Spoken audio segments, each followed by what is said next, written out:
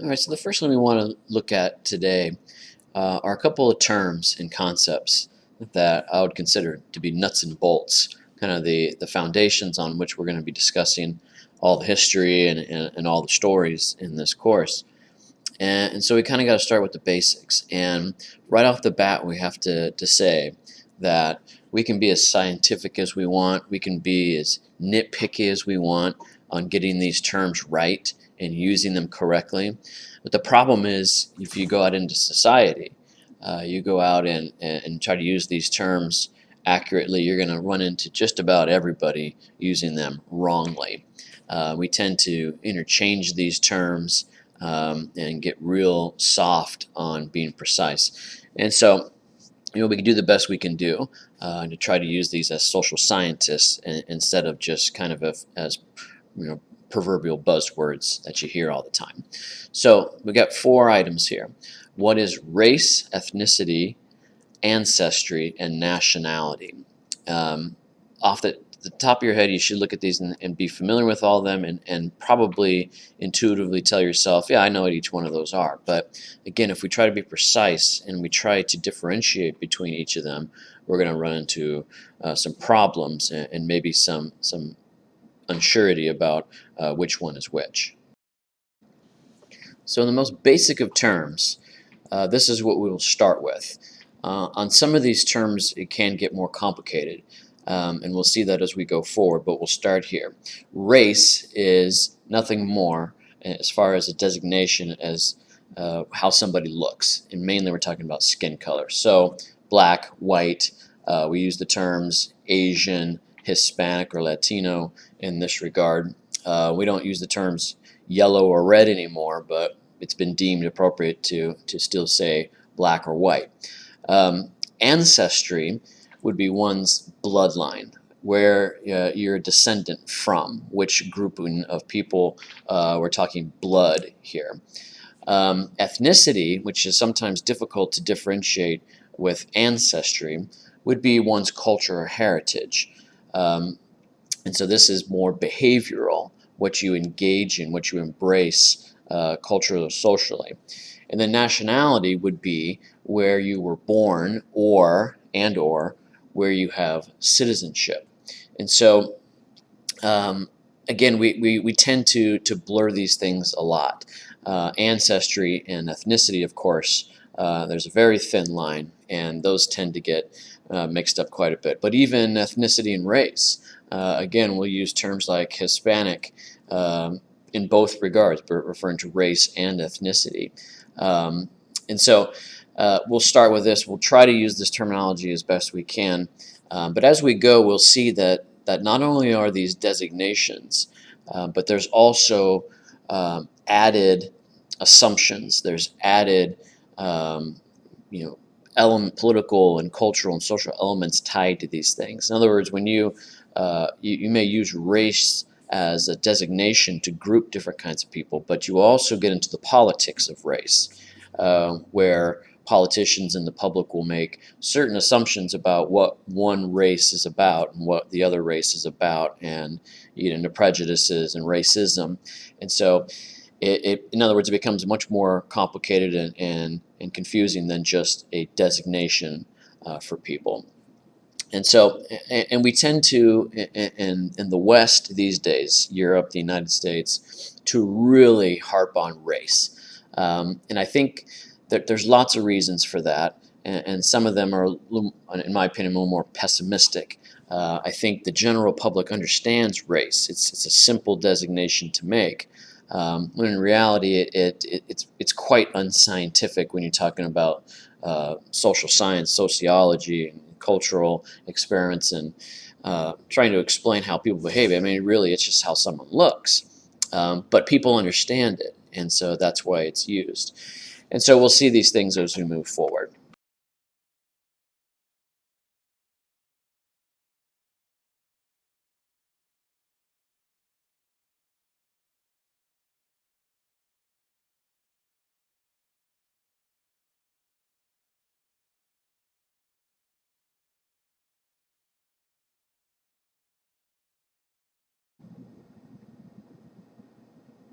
here we got a map, which is, I could stare at this thing for hours, just how intriguing it is, just to see by county where the most populous groups lie. And so you can just is remarkable because you can see where the clear clusters are. So in the northern half of the country, you can see, and almost nobody would ever suggest this, that it is dominated by German American ancestry.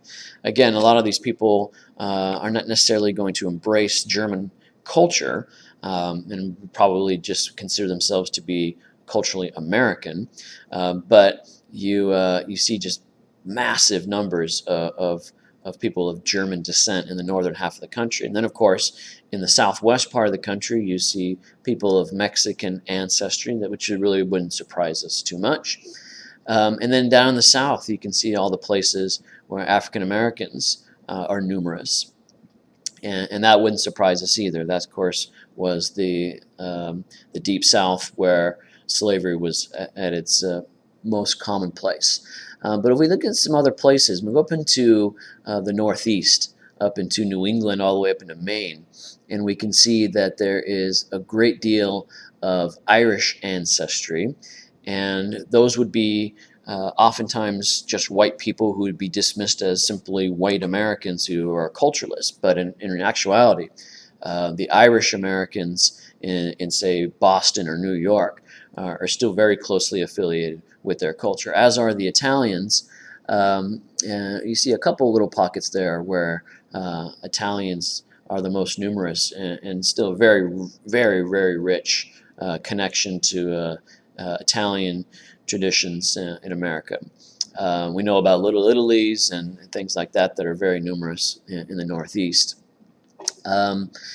And you see a couple of other groups, like the French groups that are up there in the Northeast too. That would be better explained by their proximity to Quebec in Canada, which is still French-speaking and still has very close ties to French culture. And so, again, what I'm trying to articulate for you is we tend to sell ourselves short. We have a very diverse and rich cultural tapestry in America, and I think we all understand that, but it's just so much more than what we articulate in common terms and basic terms that everybody can understand. And I think it's far funner and far more interesting to look at it in these terms. And then one more question to get us going. It's really going to take the whole course to break these terms down, but some other buzzwords that get misused all the time are melting pot and multiculturalism. And all I'm going to say at this stage is that these are not the same thing. One we practiced in the past in America, one we practice now. And as we'll see, that it is very, very complicated to articulate these terms. There's a historical development, there are political elements at play, there are people playing these terms to gain power and influence. But the short of it is that in the late 1800s, early 1900s, we did practice a melting pot, where the expectation was that if you come to America as an immigrant and bring your ethnicity with you, for the most part, you're expected to adopt American ideals. And most immigrants were willing to do that. And so what you wound up with was a stew with lots of different ingredients, but those ingredients did come together to form one big new thing, which is melting pot America. But there still is oneness. As opposed to today, where the dominant social scientific explanation for our diversity is multiculturalism. So now, instead of everybody coming together and blending to make one culture, now we have multicultures. As immigrants come, they maintain their culture. And so now we have a lot of people will use the example of a quilt or a patchwork. We have multiple patches that maintain the differences that we have, and yet still come together as a big quilt with lots of different colors. The melting pot is one big thing, but a lot of people will use the image of the marbled cake. one mixed together, multiculturalism one with differences still articulated. And so, in what ways can we study multiculturalism? Well, that's what we're going to spend the next 6 weeks doing. Um, and even question the concept itself. Multiculturalism, is this a good idea? This is what we've accepted. This is mainstream. But as we'll see, there are many elements to consider, and there are in fact pros and cons to the idea of multiculturalism. So we will explore that as we move forward. All right, so let's get into our first historical section here. And we're going to pick it up right around the time that Columbus arrives in America in 1492. And we're going to see that this is a time when worlds are colliding. I mean, this is, if we backed up and looked at this from a world historical perspective, I mean, this is a remarkable time, unlike any other before it. And that is where we see many different cultural groups converging on the same spot at the same time, and it's really unprecedented. So we are going to talk about the Native Americans, the Spanish, the English, the French, and African slaves, all in their experience in what we would call colonial America. And we'll see that it really becomes a game of risks, which is what the board game is inspired by, where we have some groups trying to survive, and we have other groups trying to win the game. And it makes for a pretty remarkable history, and obviously the foundations of our United States that we know today. All right, so first off, Native Americans. And most anthropologists will agree that Native Americans actually migrated to the Americas. Like every other human being, they originated in Africa and the Middle East, and from there spread out to all the corners of the earth. And so over the course of thousands of years, the Native American peoples would have moved all the way across Asia and crossed into what is now Alaska over the Bering Land Bridge. The ocean levels used to be lower, which exposed a bridge there. Now ocean levels have risen since then, and now it's what we call the Bering Strait underwater. But over the course of thousands of years, Native Americans crossed over that bridge and effectively matriculated all the way down to the tip of South America. And then eventually moved eastward from there. Of course, this is taking incredibly long amounts of time. And as time goes by, you wind up with tribes and nations and even some empires like the Aztecs, Mayans, and Incas. But for the most part, most Native American peoples coalesced in what we call tribes or tribelets, which are largely based on language patterns. Pretty much, especially in North America, we're going to see scattered small tribes that represent the existence of Native Americans in America.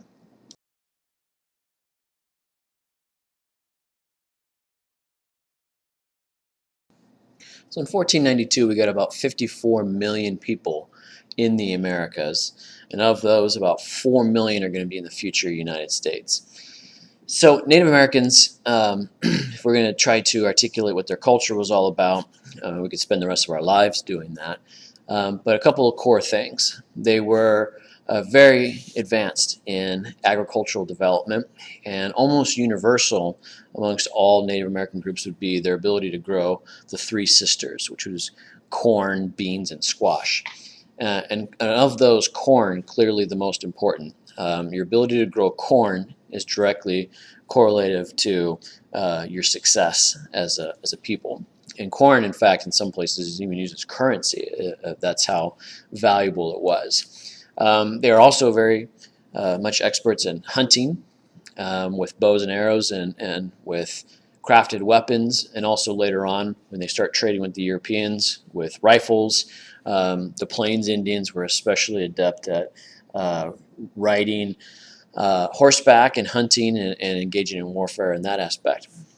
Any kind of Native American group that was near water were almost typically advanced in fishing, and some were known to be prolific in warfare. The Iroquois up in the Northeast would probably be the best example. And there were plenty of rivalries between the various Native American tribes, and then of course when the Europeans come, that they're going to be actively involved in fighting them.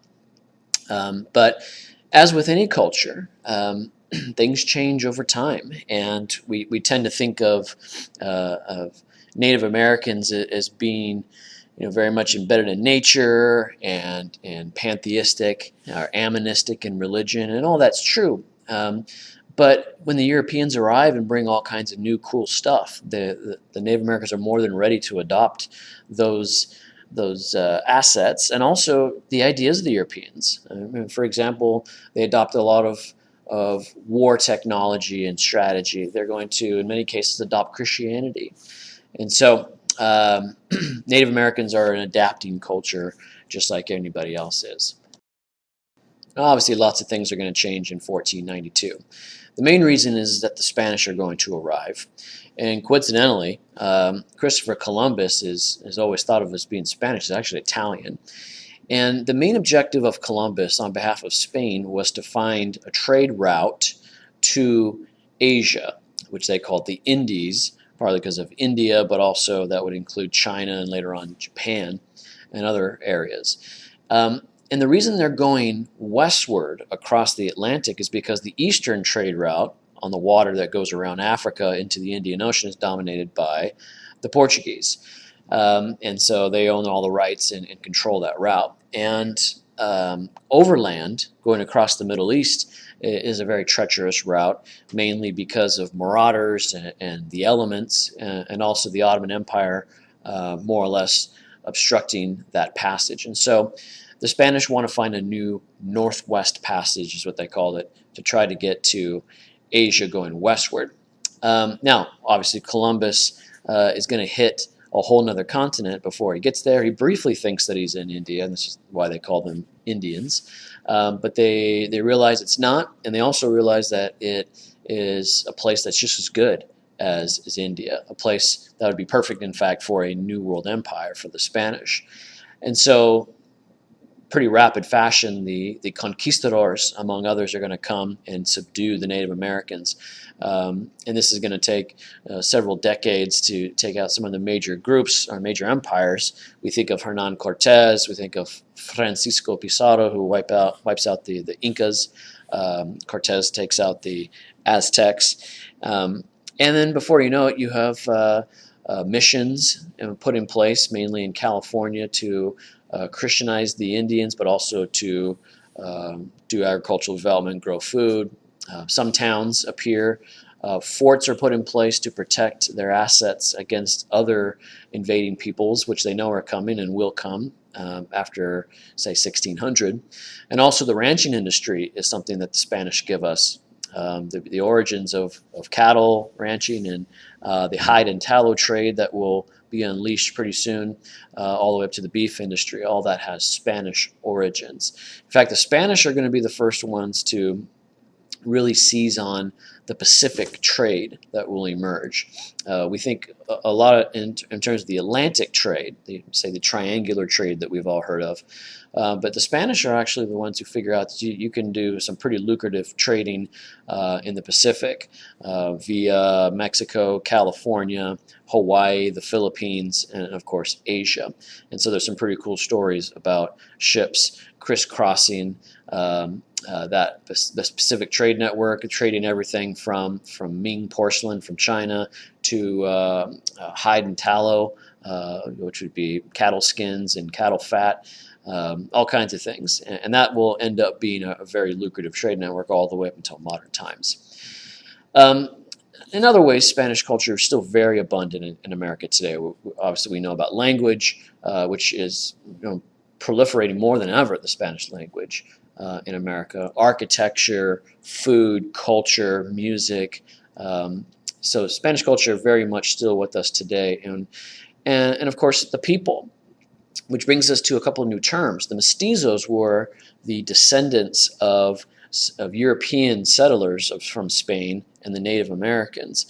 And this, of course, are going to be the ancestors of the modern Hispanic. Which brings us to the question of what is the difference between Hispanics and Latinos, or at least the term? And again, in everyday life, we tend to use these kind of interchangeably and synonymously.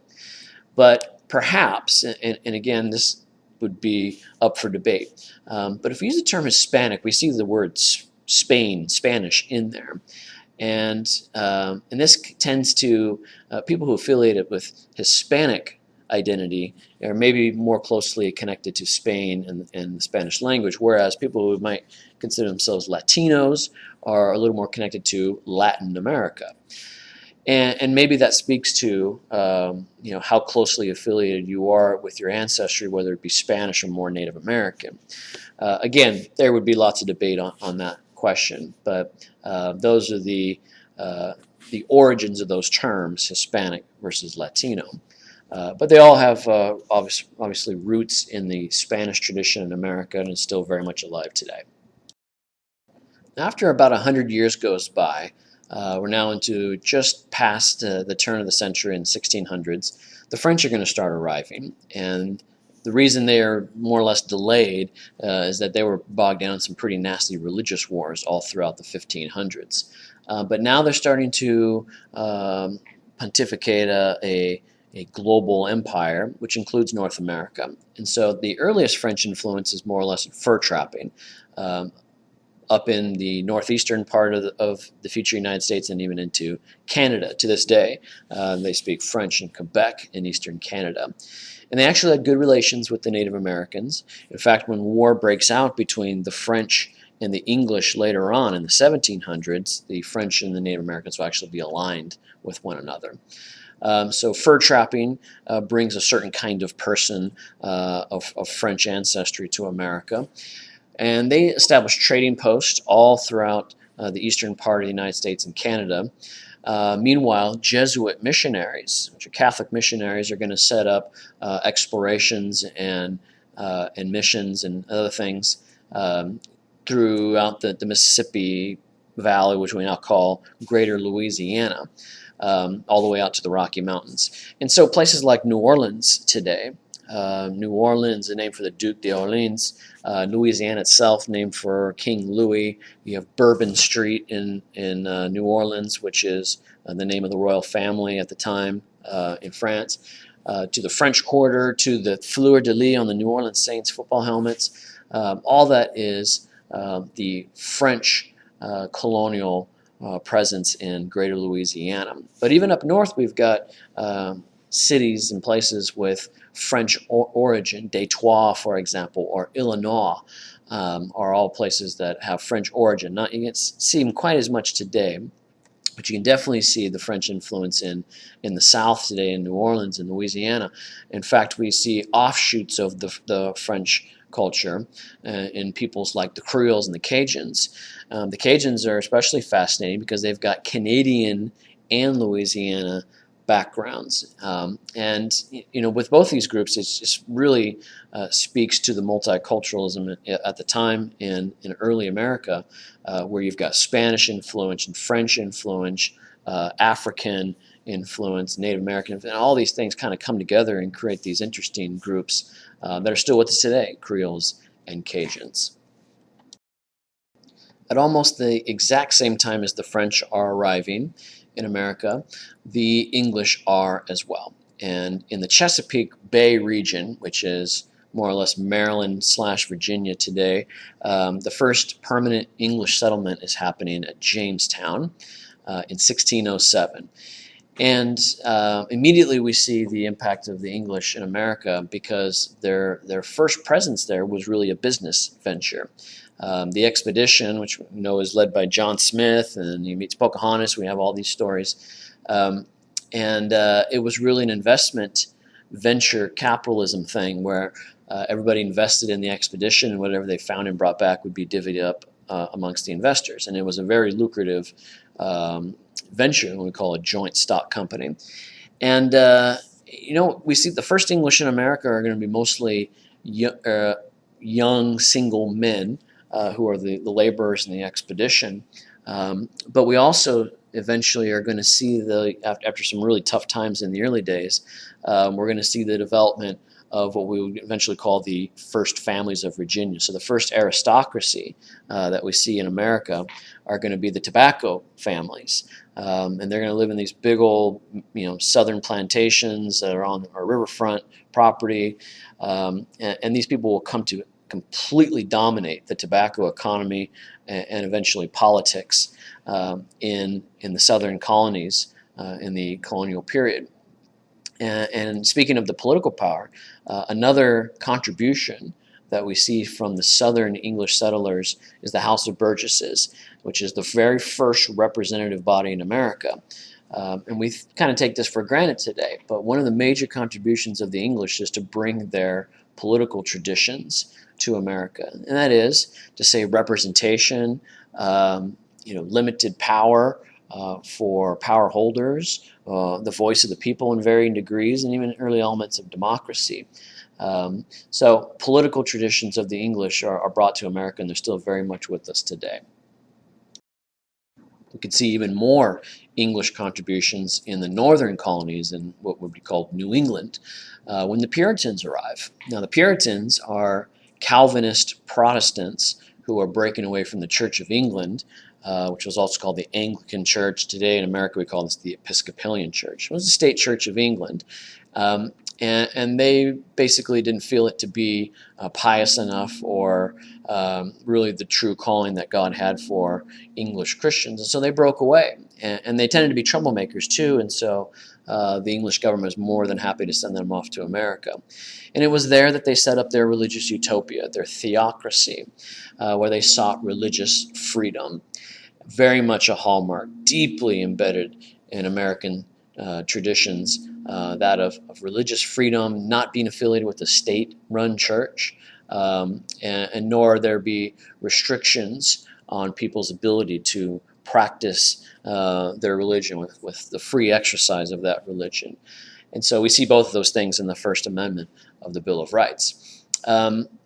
The Pilgrims also suffered some really tough times in the early days, but after they survived that, the 44 that did, which, by the way, something like 10 or 12% of all Americans of European ancestry, English ancestry, can trace their lineage back to those 44 people. Early on, very friendly with the Indians. In fact, they relied on them to survive. And the Indians taught them how to do everything from agriculture, on how to govern the land that they are on. In fact, they even aligned with one another against hostile neighborly tribes. And so there were good days. We know about the first Thanksgiving, in fact. And it's only later on that there starts to be tension with the Pilgrims and the Native Americans. Unlike in the southern colonies, the New Englanders tended to migrate in very close-knit families. So another contribution to American society from the English is the family-centered culture. And we might say, well, that's true of everybody, and I guess that is.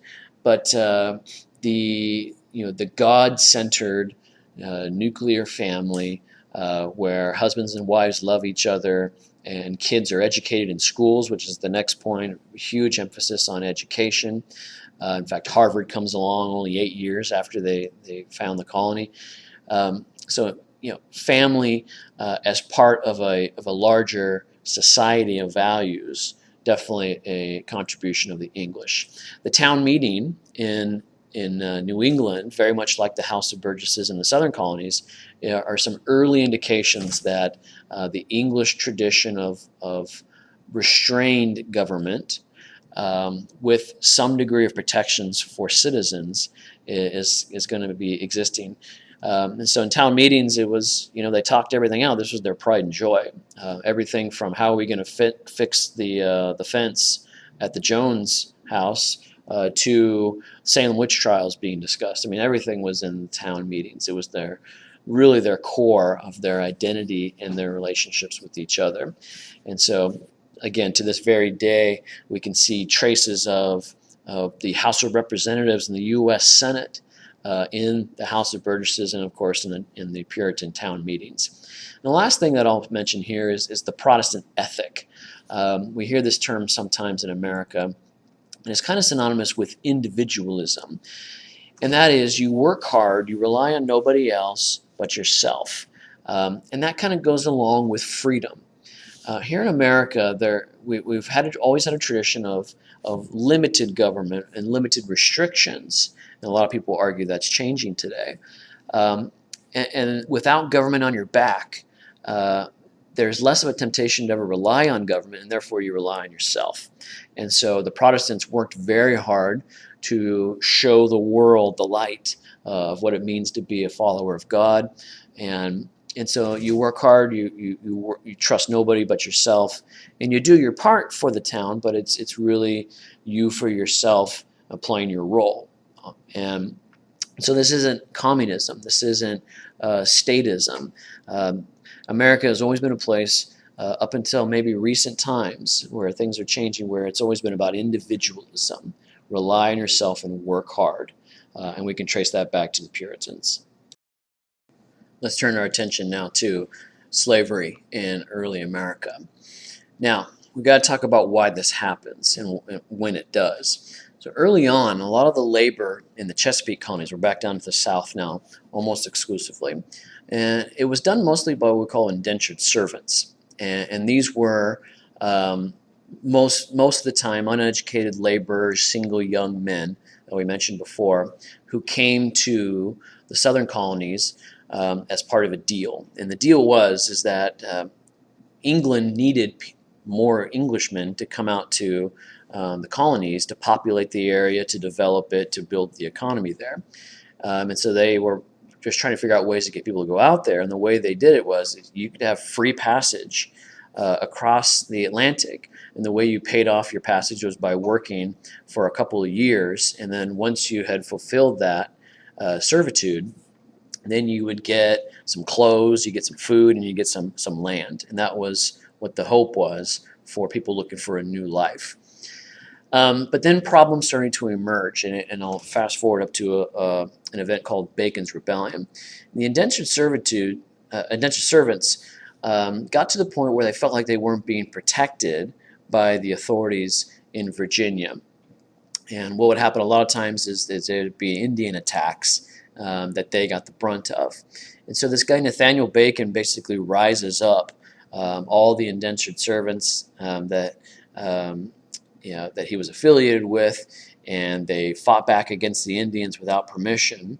And they basically chased the governor out of Jamestown and burnt the place down. So needless to say, they were upset about the situation.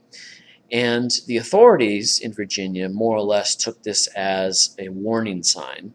Not so much that, we need to help the indentured servants, but more so the indentured servants are troublemakers and we need to get rid of them. But that means they're going to need to find a new source of labor. And this is going to lead to the decision to use African slaves because of the inability of slaves to rise up and coordinate, because they're all going to speak different languages, among other things. And so really Bacon's Rebellion is incredibly significant in American history, because this is the point at which those who need labor are going to start to look to African slaves. So when is that fateful moment when the first slave is brought over? This happens in 1619, and the bad guys who started the whole mess were the Dutch.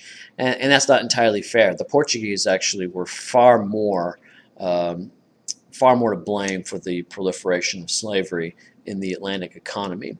But 1619 is that fateful year when the first slaves arrive in America.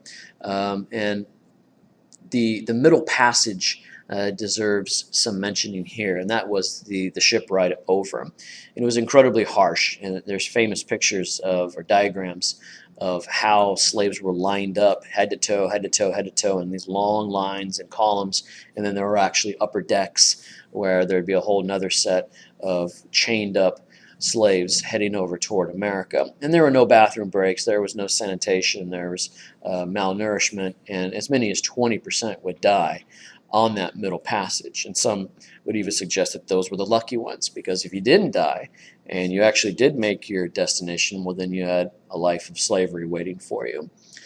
And we also need to say something about the sellers of slaves. We know about the sale of slaves in America later on, but in the earliest days, it was actually Africans themselves selling their own brethren into slavery, mostly to Middle Easterners, but as time goes by, Europeans as well. And so for every white purchaser of slaves in this early period, there was a African seller of slaves on the other side. It's something that gets overlooked a lot of times. But from the earliest days, we see slaves subjugated to the rest of the population to about the level of Native Americans, and there were actually laws put in place to decipher that. So, for example, the Barbados Slave Code is going to deny all the most basic rights to slaves. Everything from not allowing them to be educated to not owning property, not being able to testify in court, and the allowance of fierce punishments for wrongdoing. The one drop rule is basically the way they figured out who is a black slave, or at the very least who is black. And because a lot of times you did have mulattoes in colonial society, which had a mixed heritage of European and African. And so in many cases you would have light-skinned blacks who would be more or less looked white. But if it was determined that they had at least one drop of blood that was African in them from some point in their ancestry, well then by golly, you are black and you have fewer rights. Even if you were free, this would be true. So that would be the one drop rule that would be in place for a very, very long time.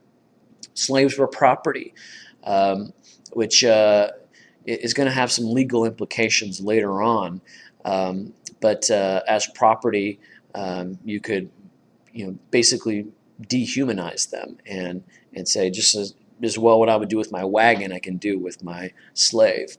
And so with the humanity element removed, there was little concern for the plight of these people. And so they would toil from dawn until late into the night. And of course, many would literally work themselves to death. Although we can't go overboard with that suggestion, because while it did happen, in many cases, slave masters wanted to protect their slaves as investments, just like having a car. Just because you have a car, you're not going to bang it up. And so a lot of times slaves would do hard work, but not necessarily life-threatening work. Again, more of a later development, but something that should be considered. Because there was a communication barrier, because slaves were uneducated, and when they had a chance to relax and have fun, they took those chances. A lot of times they were seen as childlike, lazy. When they were being worked nearly to death, they would appear to be lazy when they collapsed or looked for a rest any moment they could. They were even seen as sex crazed. And so, again, a dehumanizing element here that would help slave masters sleep at night when they would engage in punishment of their slaves. Of course, revolts were very common on varying degrees, all of them unsuccessful. We could maybe count on one hand some slave revolts during this multi-hundred-year period where maybe some slaves did get away.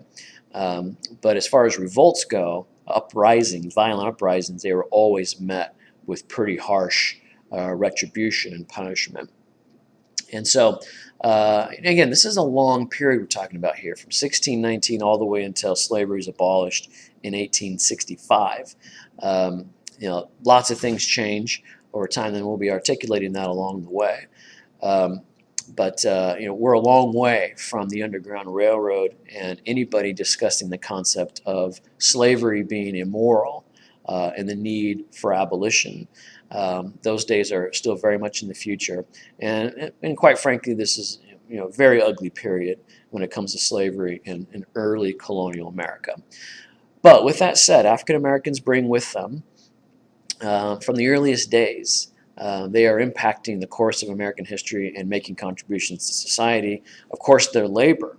Let's not forget, in the midst of slavery, as heinous as it was, it is on the backs of slaves that advanced society is happening. Of course, the slaves are not being allowed to partake in that, and it will take a very long time before that even begins to happen. But think about the work that slaves are doing to propitiate the Atlantic triangular trade that will emerge, and the labor that's going to allow things like industrialization to happen, which advances society tremendously. Again, society for 1,000 years just kind of crawled and limped along and didn't really change too much. But by the time we get to 1500s, 1600s, as the New World is starting to be a player in this whole thing, it's on the backs of slaves that this advancement in modernization happens. So that obviously cannot be ignored. But all the way to this day, things like art and food and other cultural elements are very much seen in America, and continues to be so today. So let's sum up now. So in North America, we got these European groups, Native Americans and slaves, and they all are on a collision course. And when it's all said and done, the Europeans are going to set themselves up as the main players, with Native Americans and slaves being used as pawns in their game. And when as Spain kind of fades away in the 1600s as being relevant, at least in North America, really it's the French and the English who have the big showdown for supremacy in the New World. And meanwhile, the Native Americans are kind of caught in the middle of that, and they're vigorously resisting European intrusion, and in some elements welcoming it, but on in a far greater scale, they're going to be trying to resist the westward expansion of Europeans. Like I said, slavery it will be the backbone of this new global economy, but for slaves, it's going to be a life of misery, and I don't even know if we're even at a stage where it can even be contemplated how to address the wrong that is happening. It's just so disoriented, and it happens so quickly that I don't think we're quite there yet. Again, time will go by and opinions will change, but we're not quite there yet. By the time we get to the late 1700s, the English have emerged victorious over France. And this is where the English traditions that we spoke of a minute ago are going to take root, and this will lead to the founding of the United States of America after the American colonists break away and seek independence. And this is why the cornerstone of American history is the English traditions, at least when you're talking about politics and economics and kind of the structural elements of society.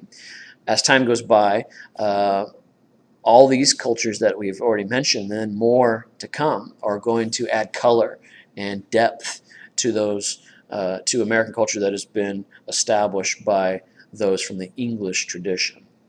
And so the story gets more complex, more interesting, more sad at times, and more exciting at times.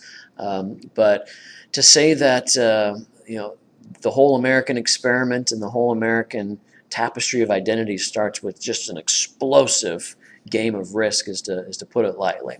But as we move forward here, we can see that from day one, America was a multicultural place, and we can see that tapestry even to this very day.